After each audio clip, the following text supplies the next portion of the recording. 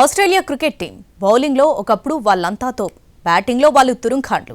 ఆ జమానా పోయింది. దేనికైనా ఒక ఎక్స్పైరీ టైం ఉంటుంది. ఆ టైం రానే వచ్చింది. గ్రౌండ్లో సింహాల్లా గర్జించే కంగారు జట్టు పిల్లిలా తోక ముడిచింది. ప్రతిష్టాత్మక టీ20లో అట్టర్ ఫ్లాపై ఇంటిబాట పట్టింది. అహంకారమే జట్టు పతనానికి కారణమైందని సోషల్ మీడియా కోడై కూస్తుంది. ఒకప్పుడు ఐసీసీ మెగా ఈవెంట్లలో ఆస్ట్రేలియా జట్టును కొట్టేవాళ్లే లేరు. జట్టంతా హై టెన్షన్ వైర్లా ఉండేది. బౌలింగ్ అయినా, బ్యాటింగ్ అయినా, ఫీల్డింగ్ అయినా, ఆఖరికి స్లెడ్జింగ్ అయినా కంగారు టీంతో ఆడే ప్రత్యర్థి సగం సైకలాజికల్ గానే దెబ్బతినేది. అయితే అదంతా గతం. ఇప్పుడు ఆస్ట్రేలియా టీం అన్నీ మర్చిపోయిన గజనీలా తయారైంది. మరీ దారుణంగా టీ20 వరల్డ్ కప్లో లీగ్ దశలోనే ఇంటిబాట పట్టింది.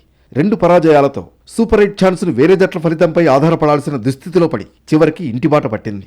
ఐర్లాండ్, జింబాబ్వే మధ్య మ్యాచ్ రద్దు కావడంతో ఆస్ట్రేలియా అధికారికంగా టోర్నీ నుంచి నిష్క్రమించింది. ఆస్ట్రేలియాతో పాటు ఐర్లాండ్ కూడా ఎగ్జిట్ అయింది. ఒకప్పుడు ఏ టోర్నీ పెట్టినా టైటిల్ ఫేవరెట్గా నిలుస్తూ వచ్చిన కంగారూలు ఇప్పుడు నానా తిప్పలు పడుతున్నారు. దీనికి సోషల్ మీడియాలో ఓ వాదన నడుస్తోంది. అహంకారం, పొగరు, బలుపుతో వ్యవహరించిన ఎవరికైనా కాలమే సమాధానం చెబుతుందని రకరకాలుగా కామెంట్స్ చేస్తున్నారు.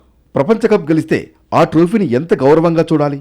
మనవాళ్లైతే దాన్ని ఊరేగించి పండుగ చేసుకుంటారు. కానీ ఆస్ట్రేలియా జట్టు 2023 వన్డే ప్రపంచ కప్ గెలిచాక అతి చేసింది.